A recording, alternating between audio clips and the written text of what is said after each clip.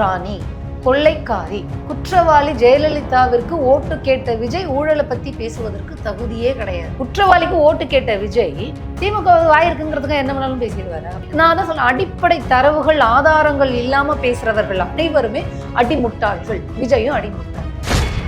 தாவேகா ஆட்சிக்கு வரணும், விஜய் முதலமைச்சரா வரணும் என்ன வச்சிருக்கிறாருன்னா, நான் என்ன கேட்பேன், எந்த விதத்துல நீ பெட்டர்? தலைமை பண்பு உனக்கு என்ன இருக்கு? அரசியலுக்கு வருவதற்கு உனக்கு என்ன தகுதி இருக்கு? எந்தவித தலைமை பண்பும் இல்லாத, அரசியல் அறிவும் இல்லாத, அடிப்படை புரிதல் இல்லாத ஒரு நபர் தான் விஜய். நான் பேரை சொல்லிட்டேன். இது ஒரு வீரம். தரவுகளோட ஏன் விஜய் பேச மாட்டேங்கிறாரு? அவர் என்ன கதா காலக்ஷேபம் பண்றாரா, இல்ல கட்சி நடத்துறாரா? அதாவது ஆபாசம் ஈக்குவல் டு அண்ணா, அவதூறு ஈக்குவல் டு தாவேகா.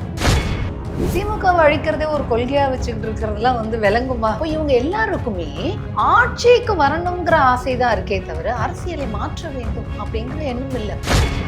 எப்ப பார்த்தாலும் சொல்லிட்டு இருக்காரு, கன்கரண்ட் லிஸ்ட்ல இருந்து ஸ்டேட் லிஸ்ட்க்கு வரணும் அப்படிங்கறது போன மேடையில சொன்னாரு.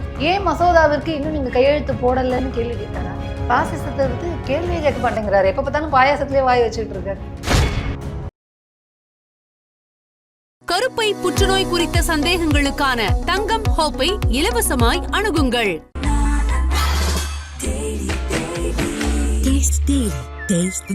நாமக்கல்ல திருச்செங்கோடு மெயின் ரோட் எர்ணாபுரத்துல இருக்கிற ஸ்பைரோ பிரைம் பப்ளிக் ஸ்கூல்ல +2 போர்டு எக்ஸாம்ஸோட சேர்த்து நீட் அண்ட் ஜேஇ கோச்சிங்கும் கொடுத்துட்டு இருக்காங்க. தங்கம், வைரம், வெள்ளி தள்ளுபடி திருவிழா. தங்க நகைகள் சேதாரம் 1% குறைவு, வைர நகைகள் கேரட்டுக்கு 5000 குறைவு. உங்க லலிதால விலையை கம்பேர் பண்ணுங்க, எங்க கம்மியோ அங்க வாங்குங்க. உலக தமிழர்களுக்கு வணக்கம். இன்றைக்கு நம்மோடு நேர்காணலில் இருந்திருப்பவர் திராவிட நட்பு கழகத்துடைய துணைத் தலைவர் தோழர் ஸ்ரீவித்யா அவர்கள். வணக்கம். வணக்கம். அடுத்து முதலமைச்சராக நகர்வதற்கான எல்லா வேலையையும் தாவேகாவுடைய பொதுக்குழுவில் கிட்டத்தட்ட மேடையில பேசிட்டாங்க. மிக நேரடியான எதிரி தாவேகாவுக்கு திமுக தான் அப்படின்றத அறிவிக்கிறார் திரு விஜய் அவர்கள். இது எப்படி பார்க்க? தாவேகாக்கு எதிரியாரு திமுக, அதிமுகக்கு எதிரியாரு திமுக, பாமகக்கு எதிரியாரு திமுக, பாஜகக்கு எதிரியாரு திமுக அப்படிங்கும் பொழுது அவங்க கிட்ட அப்போ கட்சிக்கு கொள்கையே இல்லைன்னு அர்த்தம். இப்போ இதுவே நீங்க போய் திமுக கிட்ட போய் கேட்டீங்க அப்படின்னா அவங்க ஒரு ஐம்பெரும் முழக்கம் அப்படின்னு சொல்லுவாங்க அவங்களோட கொள்கை. பட் மற்றவங்க எல்லாருக்கும் பாருங்களேன், திமுகவை அழிக்கிறதே ஒரு கொள்கையா வச்சுக்கிட்டு இருக்கிறதுலாம் விளங்குமா அப்படிம்பாங்க தெரியுமா? அந்த மாதிரிதான் இது பழித்து இருக்கு. நீங்க இன்னைக்கு அதிமுக பலமாக நிற்பதற்கு பிரதான காரணம் கொள்கை எல்லாம் கிடையாது, திமுக எதிர்ப்பு ஒன்றுதான் பிரதான காரணம். 72ல அப்ப அது 50 ஆண்டு காலம் பழிக்கிற பொழுது இன்னைக்கு அந்த நெருப்பை விஜய் அவர்கள் கையில் எடுக்கிறார். அது சரியா அப்படிங்கிற ஒரு கேள்வி இருக்குல்ல. அரசியல் களத்துக்கு நீங்க வரீங்க அப்படின்னா முதல்ல அரசியல்னா என்னன்னு தெரியணும்ல. அப்போ இவங்க எல்லாருக்குமே ஆட்சிக்கு வரணுங்கிற ஆசைதான் இருக்கே தவிர அரசியலை மாற்ற வேண்டும் அப்படிங்கிற எண்ணம் இல்லை, கொள்கை இல்லை, அந்த சிந்தனையே இல்லைன்னு தான் நம்ம புரிஞ்சுக்க வேண்டியதா இருக்கு. அப்போ இப்போ நீங்க திமுக வரும்போது இவங்களை அழித்து வரணும்னாலாம் சொல்லலை. நாங்க வந்தா இதையெல்லாம் பண்ணுவோம், எங்களுக்கு இப்படி ஒரு இலக்கு இருக்கு, என்னுடைய இனத்திற்கு இது ஒரு தேவை இருக்கு அப்படிங்கிற ஒரு கொள்கையோட வந்தாங்க. இவங்கெல்லாம் என்னத்துல வராங்க, நான் ஆட்சிக்கு வரணும், நான் ஆட்சிக்கு வரணும். அப்போ ஆட்சி யார் வேணாலும் ஆட்சி மாறலாங்க. இந்த கட்சி ஆட்சிக்கு வரலாம், வேற ஒரு கட்சி ஆட்சிக்கு வரலாம். பட் அரசியலுக்கு வரோம். அந்த இப்ப காலம் காலமாக என்ன மாதிரி அரசியல் இருக்குது அப்படிங்கிறது ஒண்ணு இருக்குல்ல. ஒவ்வொரு மண்ணுக்கும் ஒவ்வொரு இது இருக்கும் இல்லையா? அப்போ அந்த அரசியலை மாற்றணும், எது சரியோ அந்த அரசியலை கொண்டு வைக்கணுங்கிற சிந்தனை யாருக்குமே இல்லையே. திமுகவை ரீப்ளேஸ் பண்றதுதான் இவங்களுடைய அரசியல் கொள்கை அப்படின்னா அது ஒரு புரிதல் இல்லாத அல்லது மக்களை ஏமாற்றுகிற ஒரு சிந்தனை. எங்க ஒருத்தரை ரீப்ளேஸ் பண்றதுங்கிறது இல்லைங்க, நீ ரீப்ளேஸ் பண்ணி என்ன பண்ண போறேங்கிறது தான் ரொம்ப முக்கியம். அதை சொன்னாங்களே. அது இதுவரையில் எல்லா கட்சிகளையும் திமுக நாங்க வந்துடுறோம், திமுக நாங்க ஆட்சிக்கு வரணும், ஆட்சிக்கு நீ என்ன செய்வேன், உன்னுடைய கொள்கை என்ன? நான் அதான் திரும்ப சொல்றேன், உன்னுடைய கொள்கை என்ன? இப்ப நான் திரும்பவும் சொல்றேங்க, திமுக கிட்ட போய் கேட்டீங்கன்னா அவங்க ஒரு ஐம்பெரும் கொள்கை முழக்கம் சொல்லுவாங்க. அததான் நானும் கேக்குறேன். இல்லையே, ஆனா தேர்தல்ல வென்று ஆட்சி அமைச்சாங்களா இல்லையா? நடக்குது. அது தவறுன்னு நான் சொல்றேன், அது மக்களுக்கான அரசியல் இல்லைன்னு நான் சொல்றேன். நான் தவறு சரியை பத்தியே பேச, நீங்க கேள்வி கேட்டீங்கன்னா நான் இந்த பதில் தான் சொல்றேன். தவறு சரின்றத பத்தி பேச, அது பலிக்குமா பலிக்காதா சார்? அதாவது ஜனநாயக நாடு, மக்கள் ஓட்டு போடுவாங்க. இப்ப நீங்க என்ன பர்சனலா கேக்குறீங்கன்னா, தாவேகா ஆட்சிக்கு வரணும், விஜய் முதலமைச்சரா வரணும் என்ன வச்சிருக்கிறாருன்னா, நான் என்ன கேட்பேன், எந்த விதத்துல நீ பெட்டர்? தலைமை பண்பு உனக்கு என்ன இருக்கு? அரசியலுக்கு வருவதற்கு உனக்கு என்ன தகுதி இருக்கு? நீ ஆட்சிக்கு வரணும்னு தான் ஆசைப்படுற, அரசியலை மாற்றணுங்கிற சிந்தனைலாம் இல்லை, அரசியலை பத்தியே உனக்கு தெரியல அப்படிங்கறதான் விஜய்க்கு தெரியலங்கிறதான் என்னுடைய கருத்து. அப்போ உனக்கு என்ன பண்பு இருக்கு, என்ன தகுதி இருக்கு, நீ இந்த இடத்துல நின்று எனக்கு ஓட்டு போடுங்கன்னு கேட்பதற்குன்னு நான் கேட்கிறேன். நீ மக்களுடைய எந்த பிரச்சனைக்கு கூட நின்றுக்க, இது வரைக்கும் மக்களுக்கு எவ்வளவு நாள் நீ எவ்வளவு டிராவல் பண்ணியிருக்க, மக்களுடைய இந்த சமூக பிரச்சனை என்ன, இந்த சமூகத்தினுடைய நிலை என்ன, இந்த சமூகம் எப்படி இருந்தது, எங்க போகணும், என்ன சிக்கல்கள் இங்க இருக்கு, இதை ஒட்டி நீ எத்தனை ஆண்டு காலம் மக்களோட நின்று வேலை செஞ்ச? எதுவுமே கிடையாது. இப்பயும் அவர் ஷூட்டிங்ல இருக்காரு. எது மக்கள் பிரச்சனை எது வந்தாலும் 25 நாள் கழிச்சு வந்து கேளுங்க, ஏன்னா 25 நாள் ஷூட்டிங் இருக்கு, முடிச்சுட்டு வருவேன்னு சொல்லி இருக்கிறாரு. அப்போ மக்களுடைய பிரச்சனைக்கு இவரோட ஷூட்டிங் முடிகிற வரைக்கும் மக்கள் வெயிட் பண்ண முடியுமா, அந்த பிரச்சனை வெயிட் பண்ண முடியும்? இப்படி புரிஞ்சுக்கலாம் இல்லையா? அவர் அரசியல தொழிலாக்கல, தொழில்னு ஒண்ணு தனியா வச்சிருக்காரு சார். தன்னுடைய தொழிலை பயன்படுத்தி அவருக்கு ஒரு ஃபேன் பேஸ் இருக்கு. அவர் அது ரொம்ப சிம்பிளா சொல்றேன். இப்ப விஜய் வராரு அப்படின்னு சவுண்ட் வருது அப்படின்னா எந்த பேசத்துல சவுண்ட்? அவர் மக்களுக்காக உழைத்தார் அப்படிங்கிறதுக்காக சவுண்டா? இல்ல இல்லையா? அவருடைய அந்த திரைத்துறையை அவர் பயன்படுத்திக்கிட்டு வந்துகிட்டு இருக்காரு, அவ்வளவுதான். இல்ல கடந்த காலங்கள்ல ஜல்லிக்கட்டு மாதிரியான போராட்டங்கள்ல வந்து திரு விஜய் அவர்கள் பங்கேற்றார் அப்படின்றது இந்த மேடையில சொல்றாங்க. ஒண்ணு. ரெண்டாவது, நீட் தேர்வுல தங்கி அனிதாவுடைய மரணத்தின் பொழுது அவர் நேர்ல போய் சந்திச்சு வீட்டுக்கு போனாரு. ரெண்டு பீச்சுக்கு போனாரு, வீட்டுக்கு போனாரு. அப்புறம் மூன்றாவதாக கடந்த காலங்கள்ல இலங்கையில் இருக்கக்கூடிய ஈழத்தமிழர் பிரச்சனையில அவர் ஒரு குரல் கொடுத்தாரு. மேடையிலேயே, பொது மேடையிலேயே அங்க இருக்கக்கூடிய ஒரு தமிழர்களுக்கு ஆபத்துனாலும் இதுக்கப்புறம் நான் என்ன பண்ணுவேன் அப்படின்ற மாதிரி ஒரு காட்டமா பதிவு பண்ணியிருக்காரு. நீங்க கேட்டதுக்காக சொல்றேன். அதை தாண்டி பள்ளி மாணவர்களுக்கு வந்து தொடர்ந்து ஒரு 2 ஆண்டு காலமாக தேர்ச்சி பெற்ற மாணவர்களை ஊக்குவிக்கும் விதமாக, எத்தனை ஆண்டு காலமாக? கடந்த ஒரு 2 ஆண்டுகளாக கட்சி தொடங்கியதுக்கு அப்புறம் 23 தொகுதியையும் பார்த்து கொடுக்கறது. இல்ல இப்ப நீங்க கேட்டதுக்குன்னா நீங்க அப்போ நீங்க அவருடைய செயல்பாடு எப்படி இருக்கு? முன்னாடி ஏதோ இலங்கை தமிழர்கள் குரல் கொடுத்தாரு. சிஏஏல இலங்கை தமிழர்களை சேர்க்கணும்னு தமிழ்நாடு முழுவதும் போராட்டம் நடந்துச்சு. அதுக்கு விஜய் ஏதாவது குரல் கொடுத்தாரு? நான் திரும்பவும் கேட்கிறேன். இப்போ கட்சி தொடங்கிட்டு நீங்க வந்திருக்கிறீங்க, வந்தோன்னா நான் முதலமைச்சர் ஆயிருவேன், நான் ஆட்சியை ரீப்ளேஸ் பண்ணணும், இத்தனை ஆண்டு காலமாக சமூக நீதி பாதையில போயிட்டு இருக்கக்கூடிய திமுகவை நான் ரீப்ளேஸ் பண்ணணும்னு நீ வர இல்லையா? நீ ஏன் வந்தேன்னு கேட்கல. வருவதற்கு உனக்கு என்ன தகுதி இருக்கு? நீ என்ன பண்ணியிருக்க? மக்களோடு நீ என்ன டிராவல் பண்ணியிருக்கன்னு நான் ரொம்ப சிம்பிளா கேட்குறேங்க.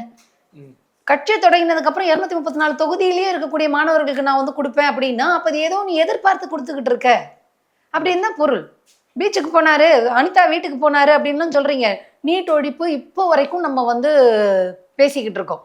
இப்ப இதெல்லாம் பேசுறாருல மேடையில, எப்பயாவது நாங்க அனுப்பிச்ச நீட் மசோதாவுக்கு ஏன் இன்னும் பிஜேபி கவர்மெண்ட் வந்து அக்செப்ட் பண்ணாம இருக்கு, சைன் போடாம இருக்குன்னு கேட்டாரா? எப்ப பார்த்தாலும் சொல்லிட்டு இருக்காரு கன்கரண்ட் லிஸ்ட்ல இருந்து வந்து ஸ்டேட் லிஸ்ட்க்கு வரணும் அப்படிங்கறது போன மேடையில சொன்னார். சரிதானே? போன மேடையில் சொன்னார். ஏன் மசோதாவிற்கு இன்னும் நீங்க கையெழுத்து போடலன்னு கேள்வி கேட்டாரா? பாசிசத்தை பத்தி கேள்வியே கேட்க மாட்டேங்கிறாரு. எப்ப பார்த்தாலும் பாயாசத்திலேயே வாய் வச்சுக்கிட்டு இருக்காரு. அதனால நீ ஏன் வந்தேங்கிறது இல்லை எங்களுடைய கேள்வி. யார் வேணாலும் வரலாம். ஆனால் நீ எந்தவித புரிதலும் இல்லாமல், அடிப்படை தரவுகள் இல்லாமல் பேசும் பொழுது உன்னுடைய நோக்கம் வேற, நீ மக்களுக்கானவன் இல்லை, இந்த இடத்தை பயன்படுத்திக்கணுங்கிற எண்ணத்துல தான் வந்திருக்க அப்படிங்கறது வெட்ட வெளிச்சம் ஆகுது இல்ல? நான் அதை தான் திரும்ப கேட்கிறேன். நீங்க அப்போ 1 2 3 நம்ம வந்து விரல் விட்டு எண்ணினோம். ஸோ இப்படி அரசியல் பண்ணா போதுமா? மக்கள் கூட இப்படி இருந்தா போதும் அப்படிங்கிறது வந்து ஒரு தகுதியா இருக்குமா? இப்ப தகுதியை தீர்மானிக்கிற இடத்துல யார் இருக்கா? திமுக இருக்கா? ஓட்டு போடுறவங்க இருக்கும். நீ வந்து எனக்கு நான் தான் அடுத்த முதலமைச்சர்னு நீ சொல்லும் பொழுது மக்களாகிய நாங்கள் கேட்போம்ல, உனக்கு நீ எந்த அடிப்படையில், எந்த தகுதியில், எந்த பண்பின் அடிப்படையில், எந்த கொள்கையின் அடிப்படையில், எந்த தொலைநோக்கு திட்டத்தின் பார்வையின் அடிப்படையில் நீ இதை வந்து கேட்கறன்னு நாங்க கேட்போம்ல. இல்ல அந்த பொது மேடையில ஒரு தொலைநோக்கும் திட்டம் இருப்பதாக தான் வந்து அவங்க சொல்றாங்க. அவர் கையெடுத்து கும்பிடுறாரு. என்ன? தயவு செஞ்சு தமிழ்நாட்டில் இருக்கக்கூடிய மக்கள் வந்து எந்த விதமான மத ரீதியான சிக்கலிலும் ஈடுபட வேண்டாம் அப்படின்றத வந்து மேடையில வந்து கையெடுத்து கும்பிடுறாரு. கவனமா இருக்கணும் அப்படின்றாரு. இதுல ஒரு பொது நோக்கம் இருக்கு. அதையும் தாண்டி திமுக வந்து மிகப்பெரிய ஊழல் கட்சின்ற பட்டியலெல்லாம் ஒரு மேடையில போடுறாரு. இல்ல, நீங்க முதல் கேள்வியை முடிச்சுட்டு அப்புறம் ரெண்டாவது கேள்வி. அதுல ஒரு கேள்வி இருக்கு, அது கூடுதலா தான். ஊழல் கட்சின்ற பட்டியலெல்லாம் ஒரு மேடையில போடுறாரு. இதெல்லாம் போட்டுட்டு இந்த மாதிரி பஞ்சமாக பாதங்கள் எல்லாம் திமுக செய்து கொண்டு இருக்கிற பொழுது அடுத்து ஆல்டர்னேட்டிவா மக்கள் வந்து இதை பயன்படுத்தி பிஜேபி உள்ள வரதுக்கான வாய்ப்பு இருக்கலாம் இல்லையா? அதை வந்து விஜய் தடுக்கிறாரு. விஜய் வரலன்னா இந்த கொடுமையெல்லாம் பண்ற திமுகவுக்கு மாற்றாக பிஜேபிக்கு வாக்களித்து விட்டால் அடுத்து என்ன ஆகும்? விஜயோட கொள்கை பரப்பு செயலாளர் மாதிரி பேசுறீங்க. விஜய் சொல்லாததை கூட நீங்க சொல்றீங்க. விஜய் இப்படி சொல்லி இருப்பாரோ, அவர் நின்னது இதனாலதானோ, இப்படி அவர் கை வச்சிருக்கிறது காரணம் இதுதான், விஜய் வரலன்னா அப்படிங்கிற மாதிரி எல்லாம் நீங்க சொல்றீங்க சார். அதாவது தமிழக மக்களை வந்து கையெடுத்து கூப்பிடுறது, இந்த மாதிரி மத நல்லிணக்கத்தோட இருங்கள் அப்படின்னு நான் ஒத்துப்போம். இப்போ அதை நீங்களும் சொல்லலாம், நானும் சொல்லலாம், இல்ல நமக்கு அடுத்ததாக இருக்கக்கூடிய களத்தில் செயற்பாட்டாளர்களாக இருக்கக்கூடியவர்கள் அவர்கள் சொல்லுவாங்க. சொல்றதோட நிற்காமல் அவர்கள் அதை ஒட்டி வேலையும் செய்வார். சரிங்களா? விஜய் அரசியல் கட்சி தொடங்கியிருக்கிறார். மத நல்லிணக்கத்தோட இருங்கன்னு தமிழ்நாட்டை பார்த்து கையை கூப்பி சொல்லிட்டாரு. அது ஒன்றே ஒரு கட்சிக்கு வந்து ஓட்டு போடுறதற்கான தகுதி. அதை ஒட்டி அவர் என்ன செயல்பட்டார்? மத நல்லிணக்கத்தை பேணுங்கள்னு சொல்லக்கூடிய நிலை எங்கிருந்து வந்தது, யாரால் வந்தது? அதை பேசுறதுக்கு விஜய்க்கு துணிவில்லாத காரணத்தினால் இதை பேசிட்டாருன்னு நீங்க அவருக்கு சர்டிபிகேட் கொடுக்குறீங்க. விஜய் இந்த மத நல்லிணக்கம் ஆபத்து இருக்கிறதுனால தானே அவர் பேசியிருக்காரு. யாரால் ஆபத்து, எதனால ஆபத்து பேசியிருக்கு? அதை விஜய் பேசினாரா அப்படிங்கறது தான் கேள்வி. மாண்புமிகு மோடி அவர்களே அப்படின்னு மேடையில சொல்லிட்டு நான் பேரை சொல்லிட்டேன், எனக்கு பயம் இல்லைன்ற தமிழ்நாட்டை கொஞ்சம் பார்த்து நீங்க கையாளணும்ன்றாரு. நான் அதை தான் திரும்ப சொல்றேன். எந்தவித தலைமை பண்பும் இல்லாத, அரசியல் அறிவும் இல்லாத, அடிப்படை புரிதல் இல்லாத ஒரு நபர் தான் விஜய். நான் பேரை சொல்லிட்டேன். இது ஒரு வீரம். ஏங்க, அவன் எவ்வளவு பாசிச செயல்பாடு செஞ்சுக்கிட்டு இருக்கிறான். 2000 கோடி நிதி கொடுக்கல, தமிழ்நாடு கொடுக்க வேண்டிய நிதி கொடுக்கல, நமக்கு எதிராக மசோதாவை கொண்டு வந்து நிறைவேற்றிட்டு இருக்கிறாங்க, நம்மளுடைய மொழியை கொச்சப்படுத்திக்கிட்டு இருக்காங்க, நம்மளுடைய கல்வி உரிமையில் தலையிட்டு இருக்காங்க. இதை பத்தியெல்லாம் நீ பேசல. நீ பேச மாட்டேங்கிறேன்னு கேட்கும்போது நான் தான் அவர் பேரை சொல்லிட்டேன், இது ஒன்றும் போதாதான். நான் இன்னும், அதாவது அவர் சினிமாவில் இருக்கிறாருன்னு அதே மைண்ட் செட்லயே அவர் வந்துட்டு இருக்காரு. அரசியல் களம்ங்கிறது வேற. நான் திரும்பவும் சொல்றேன், விஜய்க்கு ஆட்சிக்கு வரணுங்கிற ஆசை இருக்கே ஒழிய அரசியலை மாற்ற வேண்டும் அப்படிங்கிற புரிதலே இல்லை. அப்ப நீங்க அதை பேசணும்ல. நீங்க வந்து அவர் வந்து திமுகவை இப்படி பேசிட்டாருன்னா அதனாலதாங்க சொல்றேன், எல்லா கட்சிக்கும் திமுகவை ரீப்ளேஸ் பண்ணணுங்கிற எண்ணம் இருக்கே தவிர திமுகவினுடைய கொள்கை என்ன, அதை விட ஒரு படி நான் மேல போய் காட்டுறேன் பாரு, அரசியலே நான் வந்து இங்க மாற்றி காட்டுறேன் பாரு, இந்த அரசியலமைப்பு சட்டம்ங்கிறது எல்லாருக்குமானதாக நான் மாற்றி காட்டுறேன் பாரு, அது சமத்துவம் மிக்கதாக நான் மாற்றி காட்டுறேன் பாருங்கிறது யாரும் சொல்ல மாட்டேங்கிறாங்களே. அது திமுக சொல்லுதில்ல. ஏன் உங்களுக்குலாம் அதை சொல்றதுக்கு பயம்? ஏன் அதெல்லாம் சொல்றதுக்கே உங்களுக்கு புரிதல் இல்லாம இருக்கு? ஊழலை பற்றி ஆதவ அர்ஜுனாவை கட்சியில வச்சுக்கிட்டு விஜய் பேசுவது அப்படிங்கிறதும், கணக்கில் வராத 5 கோடி ரூபாய் விஜய் வீட்டுல இருந்து ரெய்ட்ல பிடிச்சது அப்படிங்கறதெல்லாம் மக்கள் மறந்துருப்பாங்கன்னு நினைச்சுக்கிட்டு விஜய் பேசிக்கிட்டு இருக்காரு. நான் ஒன்னே ஒண்ணுதான் சொல்றேன், ஊழல் ராணி, கொள்ளைக்காரி, குற்றவாளி ஜெயலலிதாவிற்கு ஓட்டு கேட்ட விஜய் ஊழலை பத்தி பேசுவதற்கு தகுதியே கிடையாது. வாய் இருக்குன்னு என்ன வேணாலும் மேடையில ஏறி பேசிடலாம். சரிங்களா? அப்புறம் நம்ம திருப்பி கேள்வி கேட்க வேண்டியிருக்கும், உன் மேல இருக்கிற ஒரு ரெய்ட், உன் மேலேயும் தான் ஒரு ரெய்டு இருக்கு, அப்புறம் அதை வச்சு சொல்லிடலாமா விஜய் ஒரு ஊழல் குற்றவாளி அப்படின்னு சொல்லிட்டு? குற்றவாளிக்கு ஓட்டு கேட்ட விஜய் திமுக வாயிருக்குங்கிறதுக்கு என்ன வேணாலும் பேசிடுவாரா? உன்கிட்ட நான் தான் சொல்ல, அடிப்படை தரவுகள் ஆதாரங்கள் இல்லாம பேசுறவர்கள் அனைவருமே அடிமுட்டாள்கள். விஜயும் அடிமுட்டாள். ஆதாரத்தோட பேச சொல்லுங்க. இப்ப அடுத்து விஜய் அவருக்கு நம்ம இந்த ஐடியாலஜிக்கலா அவர்கிட்ட என்ன கொள்கை இருக்கு, என்ன கோட்பாடு இருக்கு, இதெல்லாம் தாண்டி மிகப்பெரிய ஒரு இளைஞர் படை அவர் பின்னாடி இருக்கு இல்லையா? இது வந்து தேர்தலை பிரதிபலிக்கும் சார். ஒரு நடிகர் கொள்கையில விட்டுறலாம், அவங்களே விட்டுட்டாங்க. அவர் என்ன 2026ல அவருக்கான ஒரு ஓட்டு வங்கி இருக்கா இல்லையா சார்? அது வாய்ப்பே இல்லை சார். அது நான் நம்பர்ஸ் கால்குலேஷன்லாம் நான் போகல. நான் இப்போ இந்த டேட்டா எடுத்துட்டு வரலங்கிறதுனால நான் உங்ககிட்ட சொல்லலை.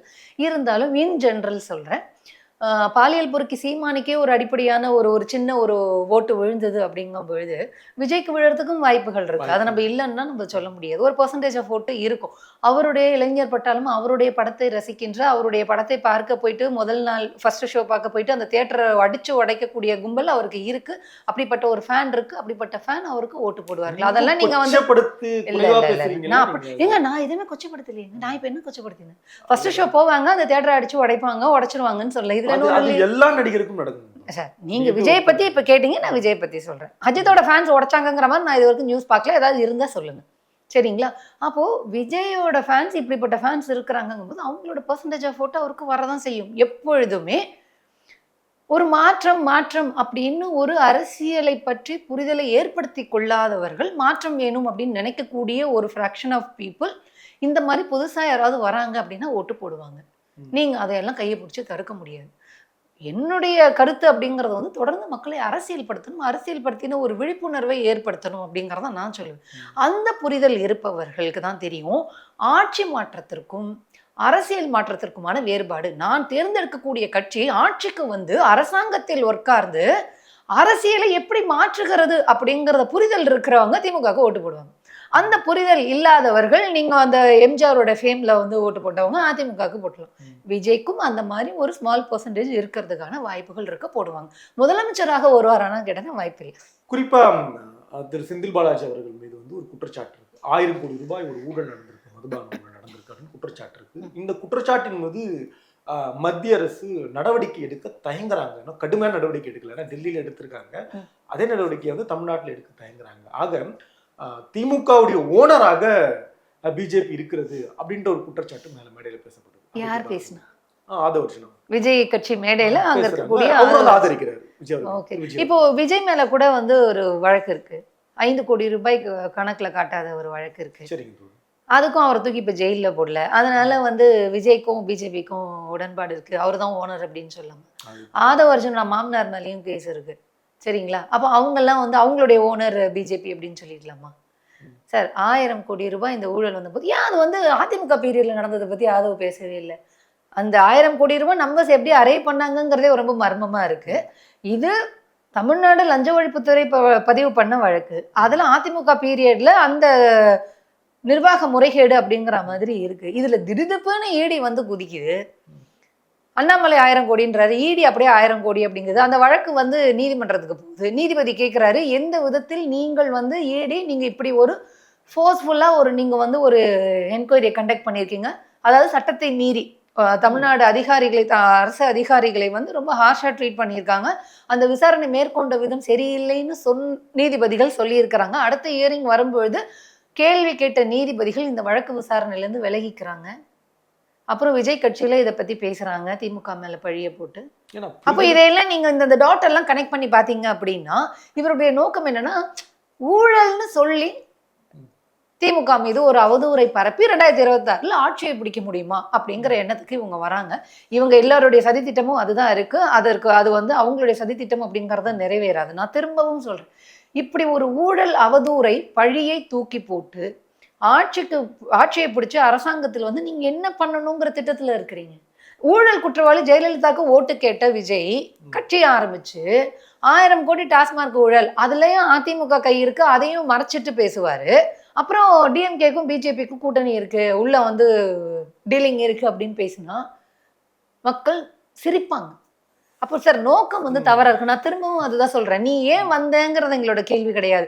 நீ ஆட்சிக்கு வரணும்னு நினைக்கிற, அதுக்கு உனக்கான தகுதி என்ன இருக்கு? இப்படி அவதூறையும் அநாகரிகமான பேச்சையும் இன்னொரு கட்சி மேல வீசி விட்டுட்டு நீ வர்றதுக்கு தான் உனக்கு வந்து தகுதி, அதான் தகுதியா? நான் அதை தான் திரும்ப சொல்றேன், தரவுகளோட ஏன் விஜய் பேச மாட்டேங்கிறாரு? அவர் என்ன கதா காலக்ஷேபம் பண்றாரா இல்ல வந்து கட்சி நடத்துறாரு ஆட்சிக்கு வரணும்? கத்துட்டு வருவார்ல சார். இப்போ சாமானியர்கள் வந்து கத்துக்கொண்டு பேசுவது அப்படிங்கிறது வேறு. நீ கட்சி தொடங்கி இருக்கிற, அடிப்படையான சில விஷயங்களை தெரிஞ்சுக்கிட்டு, அடிப்படையான பாடங்களை தெரிஞ்சுக்கிட்டு வரணும் இல்லையா? கிட்டத்தட்ட நீங்க உங்களோட டோன் கூட திரு அண்ணாமலை அவர்களுடைய டோன் மாதிரிதான். ஐயோ, வாய்ப்பு இல்ல. அவரு அதான் சொல்லிட்டு இருக்காரு, விஜய்க்கு ஒண்ணு இல்ல. அண்ணாமலைக்கும் ஒண்ணும் தெரியாது. 20,000 புக்கு படிச்சோன்னு போய் சொன்னவாரு. 2 லட்சம் எஃப்ஐஆர், எவ்வளவு லட்சம் எஃப்ஐஆர் போட்டேன்னு போய் சொன்னவர். அதாவது ஆபாசம் ஈக்குவல் டு அண்ணாமலை, அவதூறு ஈக்குவல் டு தாவேக்கா. நான் மறுபடியும் கேட்கிறேன், அவங்க என்னன்னா ரொம்ப தெளிவா கடந்த 50 ஆண்டு காலமா ஒரு அரசியல் பழிச்சிடுச்சு. திமுக தீய சக்தி அப்படின்ற இடத்த வந்து திரு எம்ஜிஆர் அவர்கள் முன்னெடுத்து தொடர்ந்து 3 முறை ஆட்சிக்கு வராங்க, அதிகாரத்தை கைப்பற்றாங்க. அப்ப அவங்க இந்த நூல் ரொம்ப கரெக்டா இருக்குல்ல சார்? அதாவது தமிழ்நாடு அரசியல் கலைஞரை மையப்படுத்தியும் திமுகவை மையப்படுத்தியும் தான் இயங்கும் அப்படிங்கறது நல்லாவே தெரியும். சூடும் அதே இதை இந்த ஸ்ட்ராட்டஜியை இப்போ வந்திருக்கவங்களும் ஃபாலோ பண்றாங்க அப்படின்னா அந்த காலம் வேறையாக இருக்கும். இப்ப இருக்க காலகட்டத்துல நாங்க என்ன கேள்வி கேட்கணும் அப்படின்னா, என்ன ஒரு இது ஒரு கொள்கையா? இன்னொரு கட்சியை நான் ரீப்ளேஸ் பண்ணணும்னு நினைக்கிறது ஆட்சி மாற்றம், அவ்வளவுதான். அப்போ உன்னோட கொள்கை என்னன்னு கேட்கிறோம். நீ ஆட்சிக்கு வரணுங்கிறது கட்சி தொடங்கின எல்லாருக்குமே இருக்கக்கூடிய இன்டென்ஷன். இப்போ ஒரு லெட்டர் பேட் கட்சி கூட நாளைக்கு நம்ம ஆட்சிக்கு வரணுங்கிற ஆசை இருக்கும், சரிங்களா? ஆட்சிக்கு வரணுங்கிறது ஆசை. அரசியல் கொள்கை என்ன? நீ அரசியலை மாற்ற வேணும்னா அதுக்கு என்ன கொள்கை வச்சிருக்க? அதுக்கு என்ன ரீப்ளேஸ்மெண்ட் வச்சிருக்க? மாநில சுயாட்சியை மீட்பதற்கு நீ என்ன கொள்கை வச்சிருக்க? அரசியல்னு நான் பேசுறது அதுதான். மாநில சுயாட்சிக்கும் மாநில உரிமையை மீட்பதற்காக நீ என்ன கொள்கை வச்சிருக்க? உன்னுடைய மொழியை பாதுகாப்பதற்காக என்ன கொள்கை வச்சிருக்க? இந்த இந்திய ஒன்றியத்தில் நீதி மறுக்கப்படுது, நிதி மறுக்கப்படுது மாநிலங்களுக்கு. அதை மீட்பதற்கு நீ என்ன அரசியல் கொள்கையை வச்சிருக்க? தீர்மானம்லாம் போட்டிருக்காங்க, நிதியை உடனே கொடுக்கணும்னு தீர்மானம் போட்டிருக்காங்க, உடனடியா ஜாதி வாரி கணக்கெடுப்பு எடுக்கணும் தீர்மானம். சார் நான் கேட்கறது கொள்கையை பொதுப்பட்டியலுக்கு கொண்டு வரணும் தீர்மானம் போட்டாங்க. இதெல்லாம் மாநில சுயாட்சி கொள்கையுடைய வெளிப்பாடு தான் சார். நான் திரும்பவும் கேட்கிறேன், உங்களுக்கு நீங்க இதெல்லாம் நீங்க சொல்றீங்க, நான் தான் சொல்றேன், திரும்பவும் நீங்க வந்து விஜயோட ஸ்போக்ஸ் பர்சனாவே கேள்வி கேட்டுட்டு இருக்கிறீங்க, சரிங்களா? இப்போ இந்த களத்தை அமைத்து கொடுத்தது யார்? விஜய் இதெல்லாம் பேசியிருக்காரு, விஜய் இதெல்லாம் பேசியிருக்காரு, விஜய் இதையெல்லாம் அவர் பேசும் இடத்தில் இந்த களத்தை அமைத்து களத்தை அமைத்தது யார்? திமுக. அங்க அததான் நீங்க என்ன வேணாலும் இங்க பேசலாம்னா முடியாது. தமிழ்நாட்டில் இந்த அரசியலை பற்றி பேசாமல் நீங்கள் இந்த இதெல்லாம் பேசாம நீங்க இங்க கட்சி நடத்த முடியாதுங்கிறத உண்மை. அது அடுத்தது இதெல்லாம் பேசிட்டாரு விஜய், அது எப்படி செயல்படுத்த போற? ஆட்சி அதிகாரம் கையில வந்து ஆட்சி அதிகாரத்திற்கு வந்த பிறகு எப்படி செயல்படுத்துவ? இப்ப கேள்வியே அதான், சேலஞ்சே அதான். இத்தனை ஆண்டு காலம் திமுக ஆட்சியில இருக்கு, மாற்ற வேண்டும்னு இன்னுமே போராடிக்கிட்டு இருக்கு. இப்ப நீ வந்துடுற, நான் கிழிச்சு என்னது வேணாம் சொல்லக்கூடாதுன்னு நினைக்கிறேன், கிழிச்சு பிடிங்கி நட்டிடுவேன் அப்படின்லாம் நீங்க சொல்றீங்க. இதை அவர் பேசிட்டாரேன்னு நீங்க ரொம்ப சந்தோஷப்படுறீங்க. இந்த இது பேசாமல் யாரும் இங்க கட்சி நடத்த முடியாதுங்கிற களத்தை அமைத்தது திமுக. சரிங்களா? நீ என்ன பண்ண போற? இப்ப சேலஞ்சா தான் தமிழ்நாடு ஸ்டேட்டுக்கு இருக்கக்கூடிய சேலஞ்சஸ் இது. இப்ப விஜய் வந்துடுறாருல, நான் கிழிக்க போறேன், அதிமுக இருக்கட்டும், பாஜகவா இருக்கட்டும், யார் வேணாலும் இருக்கட்டும், இதுக்கு நீங்க என்ன கிழிக்க போறீங்க? என்ன பண்ண போற? எப்படி எக்ஸிக்யூட் பண்ண போற? என்ன ஸ்ட்ராட்டஜி வச்சிருக்க? என்ன மெத்தட்ஸ் வச்சிருக்க? இதுக்கு நீ இதை பண்ணணும் அப்படின்னா இதை பண்ண விடாமல் தடுப்பது எது? அதை பேசணும்ல. விஜய் பேசியிருக்காரு. நீங்க சொன்னீங்களா, எங்க அவர் தீர்மானம் போட்டிருக்காரு. இதை நடத்த இப்ப நீங்க இதுக்கு நீங்க மெத்தட்ஸ் என்ன ஸ்டெப்ஸ் அப்படின்னு யோசிச்சீங்கன்னா இதை யார் தடுக்கிறாங்கன்னு தெரியும், எது தடுக்குதுன்னு தெரியும். அதை பத்தியே நீங்க பேச மாட்டேன்றீங்க. மாநில உரிமையை பறிக்கிறது எது? தடுக்கிறது எது? நம்ம மொழியை நசக்கணும்னு 3வது மொழியை இப்போ எவ்வளோ ஆண்டுகளா திணிச்சுட்டு வராங்க. அதுக்கு காரணம் என்ன? அதை பத்தியெல்லாம் நீங்க பேசணும்ல. உங்களுடைய தொண்டர்களுக்கு எஜுகேட் பண்ணணும்ல. பண்ணவே மாட்டேங்கிறீங்க. அப்ப இருக்காரு, அவர் கூட ஒரு ஸ்காலர் ஆதோஜனா மாதிரி நாட்கள் அவங்கள அடுத்து வழி நடத்துவாங்க. மேடையிலேயே வந்து அவர் தான் 1 மணி நேரம் பேசிருக்காரு. விஜய் அவர்கள் கூட 16 நிமிடம் தான். ரொம்ப கொடுமைங்க. நான் அதனாலதான் திரும்பவும் சொல்றேன். ஏன்னா ஒரு கட்சி தலைவர்கள், ஒரு கட்சியினுடைய கொள்கை அப்படிங்கறத அங்க இருக்கக்கூடிய தொண்டர்களை அரசியல் படுத்தணும், அரசியலை பற்றின புரிதலை ஏற்படுத்தணும். அப்படி அதை அவங்க பண்ணவே மாட்டேங்கிறாங்கல்ல. நான் திரும்பவும் சொல்றேன், ஆட்சியை ரீப்ளேஸ் பண்றதுங்கிறது முக்கியம் கிடையாது. இங்க இருக்கக்கூடிய அரசியல்ங்கிறது என்ன? அது சரியானதா தவறானதா இருக்கா? அது ஏன் இப்படி இருக்கு? அதற்கான காரணம் என்ன? அதை களைவதற்கான வழி என்ன? அதை பற்றி எந்த புரிதலும் விஜய்க்கே கிடையாது. அதனால அவங்க பேச மாட்டேங்கிறாங்க. அதனால அரசியல்னா என்னன்னு தெரிஞ்சுட்டு வந்து, புரிஞ்சுக்கிட்டு வந்து, கத்துக்கிட்டு வந்து விஜய் வந்து பேசணும். நீங்க அணைக்கட்டி தடுக்கிறதுக்கு நான் ஆறு இல்லை, காற்று அப்படின்ற மாதிரி பேசியிருக்காரு. இந்த பஞ்செல்லாம் கேட்கும்போது அங்க மிகப்பெரிய கரகோஷம் எழுது, அப்படி புரட்சியெல்லாம் வந்துருச்சுன்னு பாக்குறாங்க. சரி, ஒருவேளை ஸ்கிரீன்ல பேசியிருந்தாருன்னா நான் கூட கையெல்லாம் தட்டி வச்சிருந்திருக்கலாம்.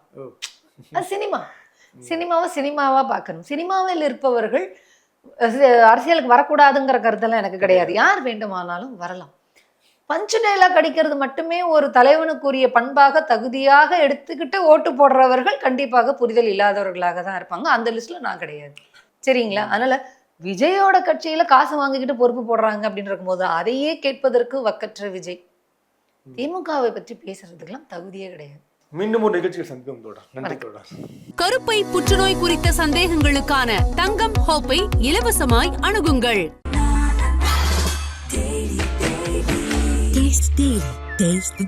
நாமக்கல்ல திருச்செங்கோடு மெயின் ரோட் எர்ணாபுரத்துல இருக்கிற ஸ்பைரோ பிரைம் பப்ளிக் ஸ்கூல்ல +2 போர்டு எக்ஸாம்ஸோட சேர்த்து நீட் அண்ட் JEE கோச்சிங்கும் கொடுத்துட்டு இருக்காங்க. தங்கம், வைரம், வெள்ளி தள்ளுபடி திருவிழா. தங்க நகைகள் சேதாரம் 1% குறைவு, வைர நகைகள் கேரட்டுக்கு 5000 குறைவு. உங்க லலிதால விலையை கம்பேர் பண்ணுங்க, எங்க கம்மியோ அங்க வாங்குங்க.